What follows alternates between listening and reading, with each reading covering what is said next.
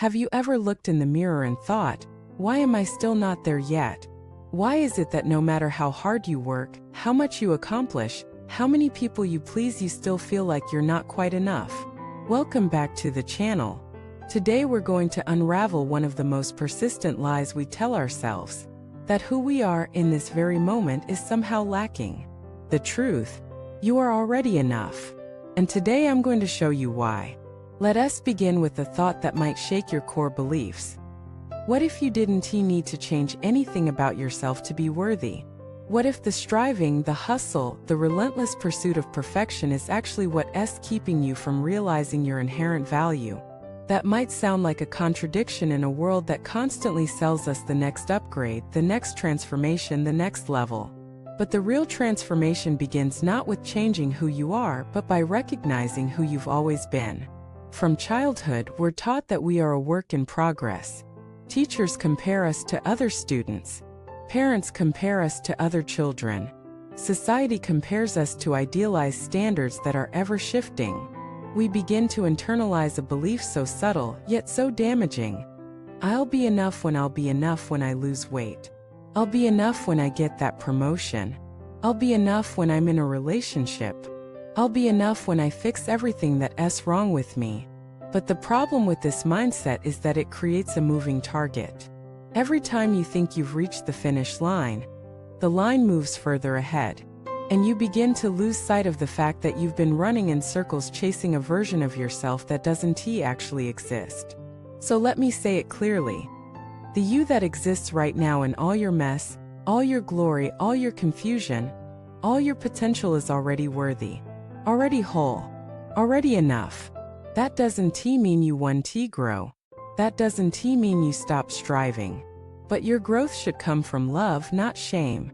From inspiration, not inadequacy.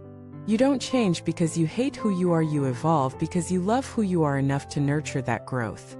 Let me share a story with you. There was a young woman who worked tirelessly to improve herself. She read every self-help book, attended every seminar, meditated religiously, and kept a gratitude journal. But still she felt empty. Her therapist asked her a simple question: when will it be enough? She paused and tears filled her eyes, because she realized there was no enough in her mind. No milestone would ever satisfy the void she felt inside. Because that void wasn't created by a lack of achievement.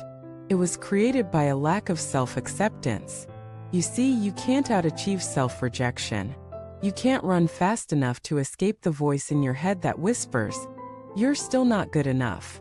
That voice doesn't get quieter when you succeed, it just changes its tune. Okay, you did that. But what about this? It's a game you can never win. But what if you stopped playing that game altogether? What if you decided right now to anchor your worth not in your doing but in your being? Not in what you produce but in who you are. That's what the most ancient wisdom traditions have always taught. In Eastern philosophy, there's a concept called tathagata, the idea that within every being is the seed of full awakening. In simpler terms, you already contain everything you need to be whole. Western thinkers too have echoed this. Carl Rogers, one of the founders of humanistic psychology, once said, "The curious paradox is that when I accept myself just as I am, then I can change."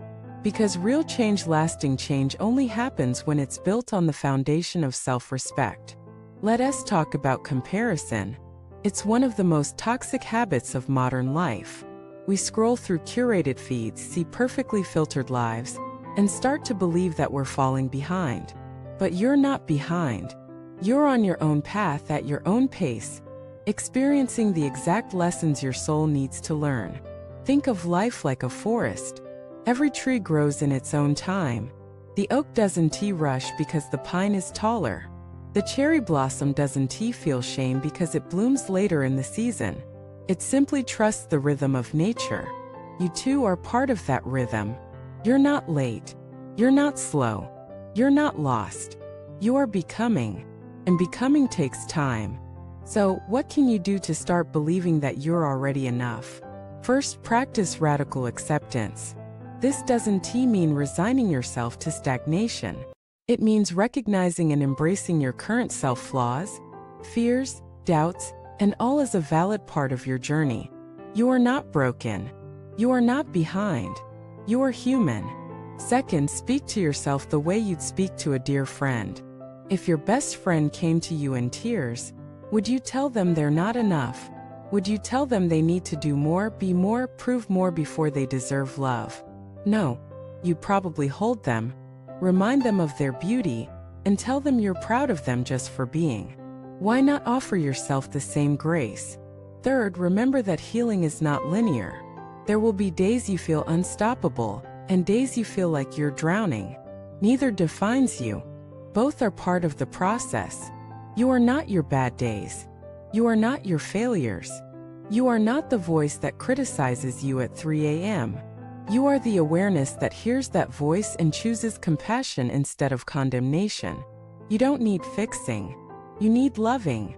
Imagine a world where people believed they were enough, where kids weren't bullied into conformity, where adults didn't burn out chasing unreachable standards, where relationships weren't about fixing each other, but about witnessing each other.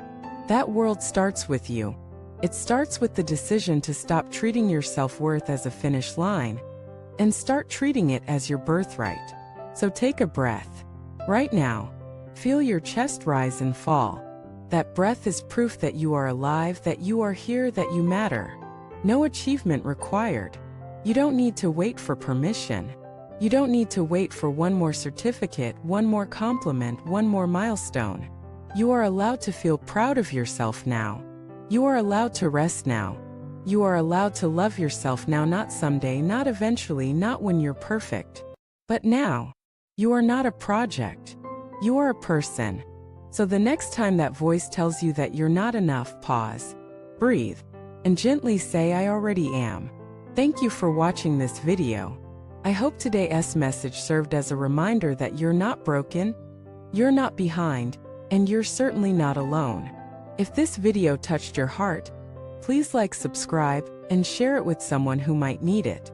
And in the comments, I'd love to hear your journey. Have you ever struggled with feeling not enough? What helped you start to see your worth? Your story might be the light someone else is searching for. We'll see you in the next one.